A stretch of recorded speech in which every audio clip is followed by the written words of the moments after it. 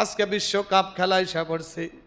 যে সমস্ত ইহুদি খ্রিস্টানেরা, অর্থাৎ যারা আপনারা ইহুদি খ্রিস্টানদের সাপোর্ট করেন, ব্রাজিল আর্জেন্টিনার সাপোর্ট করেন, এরাও প্রত্যেক মাসে মাসে মুসলমানদেরকে নিধন করার জন্য চাঁদা প্রদান করে, চাঁদা। আর আপনি বাংলাদেশের মুসলমান হইয়া এই সমস্ত দলের সাপোর্টিং করে তাদের জার্সি গায়ে দেন। কোনোদিন তো নবীর সুন্নাতের উপর একটা কাপড় পোশাক পরলেন না, নবীর সুন্নাতের গেঞ্জি গায়ে লাগাইলেন না, নবীর সুন্নাতের চুল কোনোদিন কাটলেন না। অথচ আপনি মেসি আর নাইমার আর ওই যে যারা যারা খেলার প্লেয়ার আছে তাদের মতো করে যার যার পছন্দের প্লেয়ারের চুল কাটলেন, আর্জেন্টিনার ব্রাজিলের পতাকা বানাইয়া দেশব্যাপী উড়াইলেন, তাদের জার্সি বানাইয়া বানাইয়া আপনি গায়ে দিলেন। কোসম মুসলমানের পক্ষে এই খ্রিস্টান ইহুদিদের সাপোর্ট করা কশিন কালেও মানায় না। কথা বলেন ঠিক কিনা? শুধু কি তাই নাকি? আল্লাহ তাআলা বলেন, লা তাজিদু কওমান ইউমিনুনা বিল্লাহি ওয়াল ইয়াউমিল আখির ইউআদ্দুনা মান হাদ্দাল্লাহা ওয়া রাসূলাহু ওয়ালাউ কানু আবাআহুম আও আবনাআহুম আও ইখওয়ানাহুম আও আশীরাতাহুম। এই ইমানদারেরা, মুসলমানরা যারা পরকাল বিশ্বাস করি, যারা আল্লাহ বিশ্বাস করি, যারা পরকাল বিশ্বাস করে, তারা কখনো কোনোদিনও আল্লাহর দুশ্মন, আল্লাহ রসুলের দুশ্মনদেরকে কোনোদিনও বন্ধু হিসেবে তারা গ্রহণ করবে না, কোনোদিনও তাদেরকে অনুসরণ করবে না, কোনোদিনও তাদের সাথে বন্ধুত্ব রাখবে না। কথা বলেন ঠিক কিনা?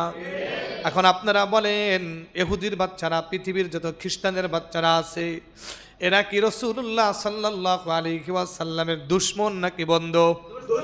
জোরে কোন, দুশ্মন নাকি বন্ধু? আল্লাহর দুশ্মন নাকি বন্ধু? আল্লাহর দুশ্মন, রাসূলুল্লাহর দুশ্মন। ইহুদি খ্রিস্টানদের সাপোর্ট কোনো মুসলমান করতে পারে না। মুসলমান আরে সাপোর্ট যদি করতেই হয়, মুসলমান দেশের সাপোর্ট কর, ঠিক কিনা?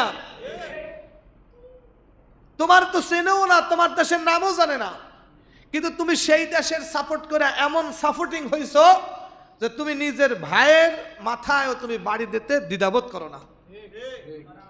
কুশলা বাজার, আমাদের গ্রাম, বাজারের ভিতরে আর্জেন্টিনার ব্রাজিলের পতাকা টানায় ভরে রাখছে।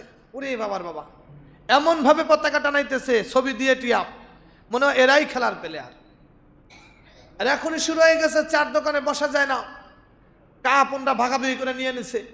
অথচ নামাজ নাই, কালাম নাই, কোন রকম কোনো কাজ কাম নাই, শুধু আজেরা বৈশা এই যে সময় নষ্ট করতেছে। এখনো সময় আছে বন্ধু, বুঝের অনেক অভাব। কথা বলেন ঠিক কিনা?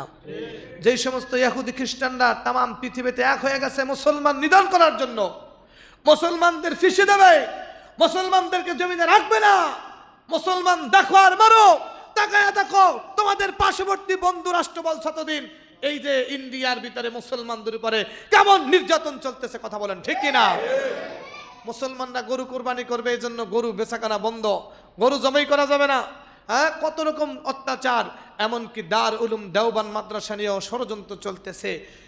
লক্ষ লক্ষ মাদ্রাসা, লক্ষ লক্ষ মুসলমানদের ইজ্জত হারান হচ্ছে।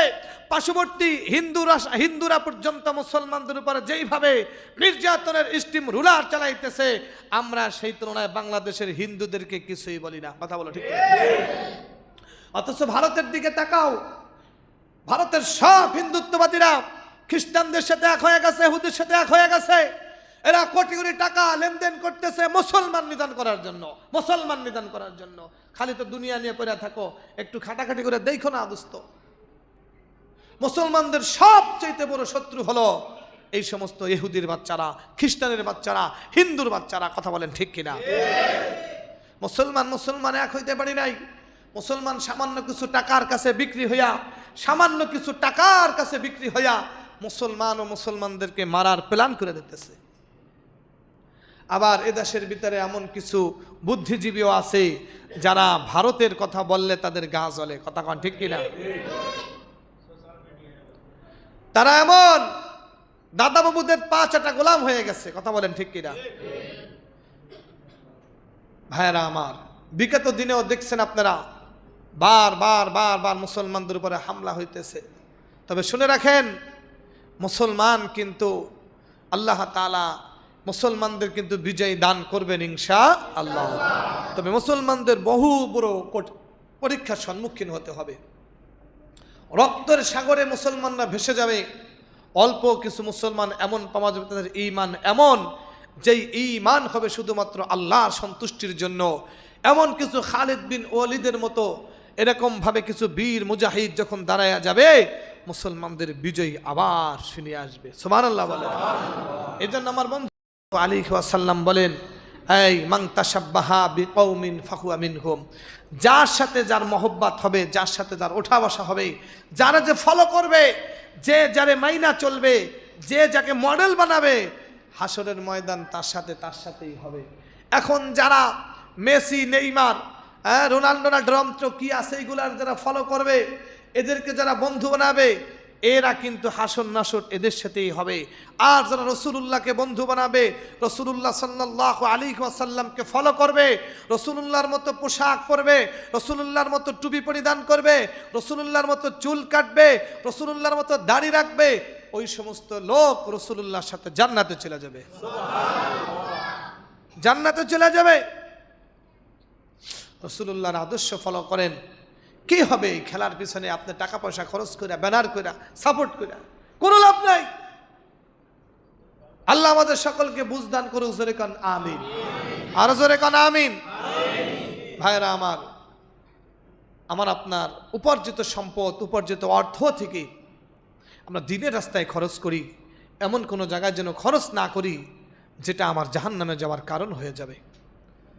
জুয়া বর্তমানে 6 লাখ হয়ে গেছে, 6 লাখ। জুয়া ধ্বংস করে দিচ্ছে দেশকে, কথা বলেন ঠিক কিনা? অনলাইন জুয়ার মাধ্যমে যুবক ধ্বংস হয়ে যাচ্ছে। জুয়ার টাকার জন্য মাকে মারতেছে, জুয়ার টাকার জন্য বাবাকে মারতেছে। বাবা সন্তান জানে না, জুয়ার টাকার জন্য বাবার যত্নে করা গাভী গরুটাকে বিক্রি করে দিচ্ছে। আমার আপনার সন্তানদেরকে ছোটবেলায় মোবাইল ধরাই দিচ্ছে হাতের ভিতরে। মোবাইলে কি করে কোনো খবর নাই। অনলাইন জুয়া খেলা কোটি কোটি টাকা সন্তানরা হাঁটতেছে, নিঃস্ব হয়ে যাচ্ছে, সন্তানরা শেষ হয়ে যাচ্ছে, এমন নেশায় ঢুকাই দিয়েছে। এজন্য ভাইরা আমার আপনার প্রত্যেকের সন্তানের জিম্মাদারি কিন্তু আপনার আমার সন্তানের জিম্মাদারি আপনার না। আল্লাহ তাআলা বলেন, আগে তুমি কু আনফুসাকুম আহলিকুম নারা, তুমি নিজে জাহান্নামের আগুন থেকে বাঁচো এবং তোমার আহাল পরিজনকে জাহান্নামের আগুন থেকে বাঁচাও।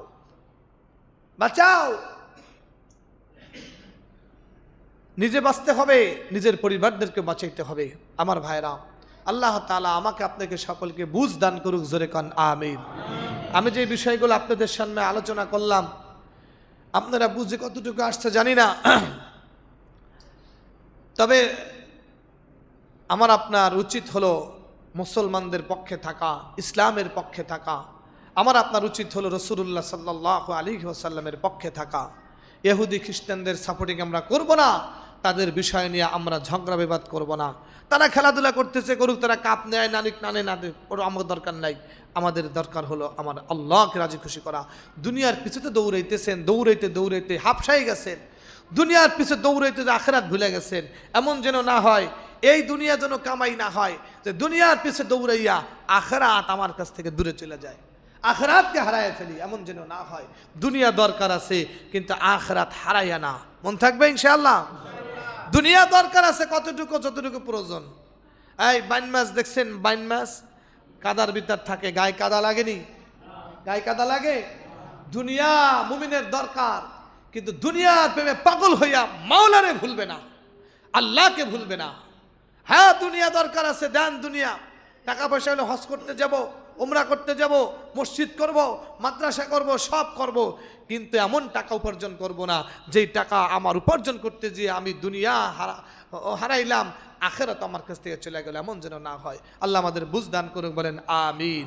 ওয়া আখিরু দাওয়ানা আনিল হামদুলিল্লাহি রাব্বিল আলামিন। যারা আমরা সুন্নাত পড়ি